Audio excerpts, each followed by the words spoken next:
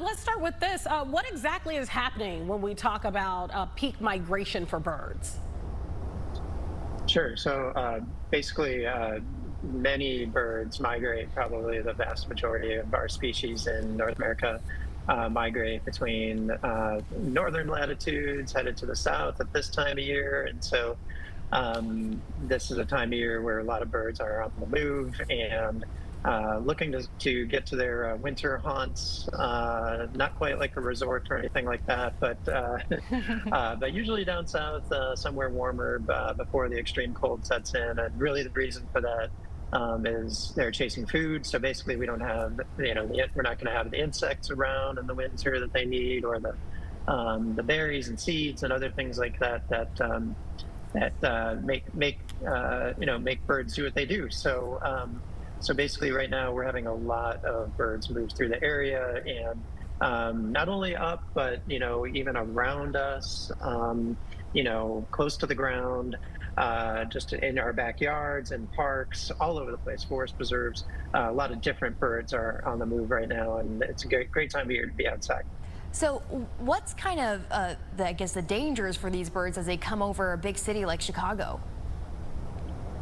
Sure. So birds are hardwired to head south, and that predates Chicago even existing and our beautiful skyline and all the glass buildings. And so birds are wanting to move along Lake Michigan and find places to rest, places with food sources.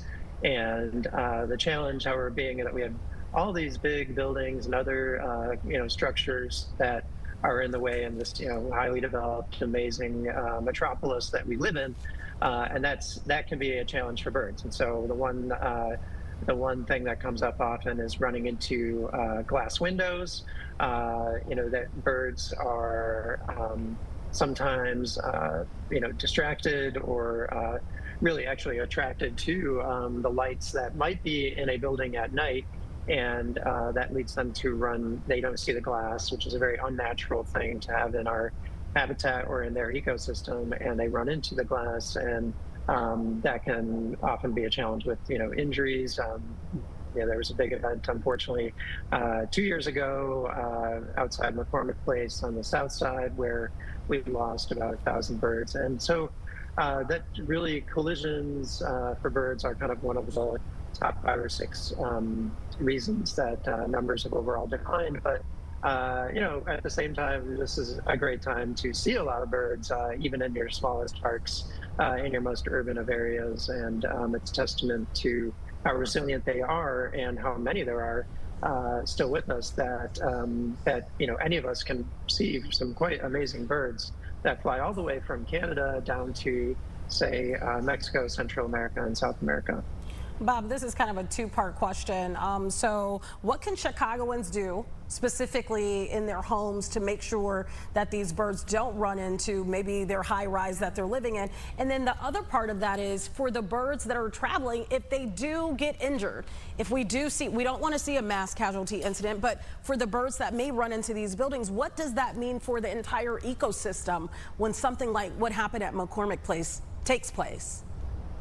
Sure. What people can do is turn out their lights at night, sort of during the time frames that you might imagine, from about 11 p.m. to 6 or 7 in the morning. So birds actually migrate a lot at night, and so, not just owls are active during the evening hours, but many species of birds. And so another thing is, especially with the larger buildings, the commercial buildings, the residential buildings, is to ask building managers to install bird-friendly glass or put patterns on the windows that will create some absorb some of that light and ensure that birds don't just fly right into the glass, and those can be visual cues for preventing that. And so there's also those are a few ways that jump out right away. But as far as your question as to the ecosystem, the reasons so there's a study that came out in 2019 that shared how we have 3 billion fewer birds than we did in 1970, and the study highlighted a number of reasons for that. One of which is glass window collisions, but also habitat loss, just that there are fewer places because so much of our land is developed. Chicagoland is such a massive area that's been so developed.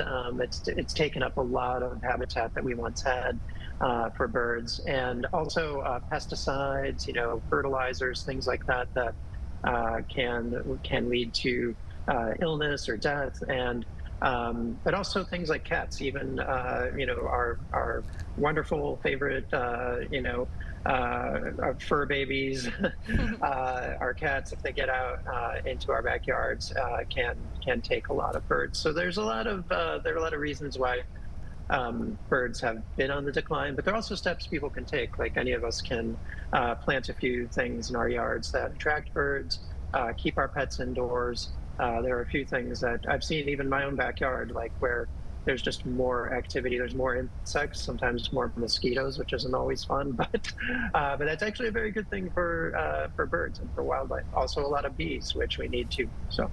I have one maybe silly question for you real quick, Bob, because we're running out of time.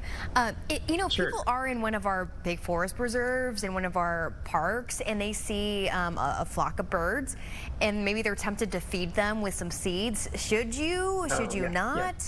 Yeah. Yeah, not a silly question at all.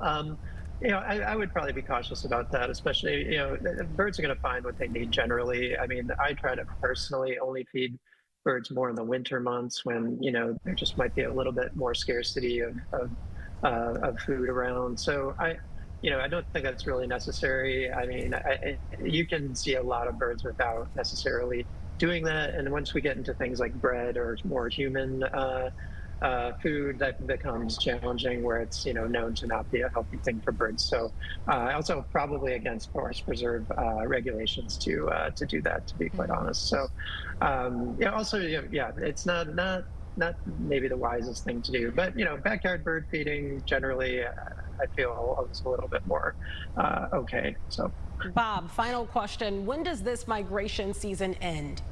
Real quickly. Yeah, that's a great question. It's fall migration, and I would say by the end of October, we're going to really see a lot fewer birds moving through. You're going to have more of your resident birds sticking around, and a few birds that call this area their wintering grounds, who come down from the way Arctic, and they find Chicago to be a nice place to spend the winter. So really by the end of October, things will be slowed down a bit. So I recommend getting out in the next month or so, and seeing what we have to offer here in this beautiful fall weather. So thank you, Bob. Thank you so much. We're gonna have to come in person again, because I know this is a continuing conversation. It is. Happy Friday to you. Anytime. Thanks for coming on. Yeah, come out and we'll go birding together too sometime. We can do it. There you go. Sure. I need to learn a little something. Yeah. I know Mike Kaplan downstairs knows a lot.